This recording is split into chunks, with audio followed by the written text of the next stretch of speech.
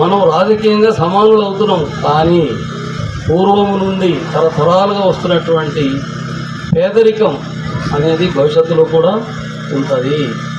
ఈ పేదరికం లేని సమాజం మనం ఏర్పాటు చేసుకోవాలి. అలా చేసుకోకపోతే మనం నిలబెట్టినటువంటి ఈ రాజకీయ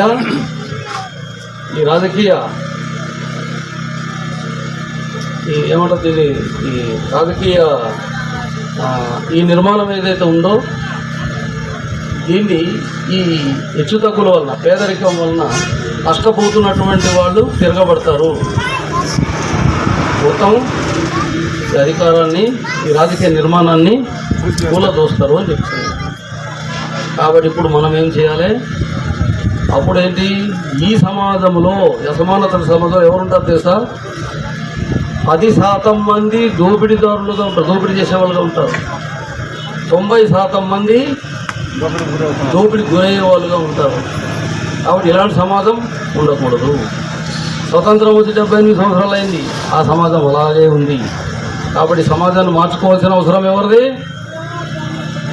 నష్టపోయేవాళ్ళది. ఎవరు నష్టపోతున్నారు? ఇక్కడ 8% ఉన్నటువంటి ఎస్టీలు నష్టపోతున్నారు. 18% ఉన్నటువంటి ఎస్సీలు నష్టపోతున్నారు.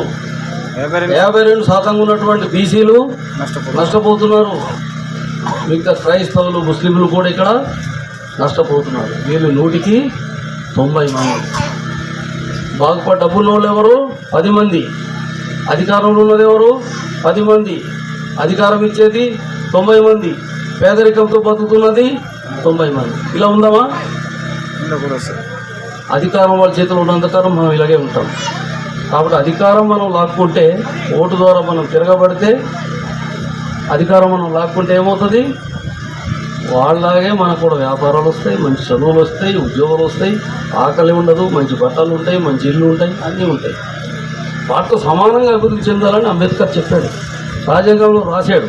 కానీ వీడేం చేస్తున్నాడంటే 90% వాటా, 90 మందికి చెందిన వాటా ఆ 10 మంది తీసుకొని 10 మంది వాటా ఏమో 78 సంవత్సరాలుగా మనం 90 మందికి పంచుతున్నాం. మరి 10 మంది వాటా 90 మందికి పంచితే ఎలా డెవలప్మెంట్ అవుతారు? అందుకే మనం పేదవాళ్ళు ఉండడానికి కాదు. ఈ పరిస్థితి నుంచి మనం బయటపడాలంటే మన ఓటుతో మనమే గవర్నమెంట్ అవ్వాలి. ఈ మనవాద పార్టీల్ని మనం ఎక్కడి నుండి, గ్రామ సభల నుండి, పంచాయతీల నుంచి, రేపటి ఎన్నికల దగ్గర నుంచి వాళ్ళందరినీ ఆ జెండాని ఖాళీ చేయాలి. ఇక్కడ అది ఖాళీ చేయకపోతే మన బతుకు కోసం, మన విముక్తి కోసం ఖాళీ చేయాల్సిందే.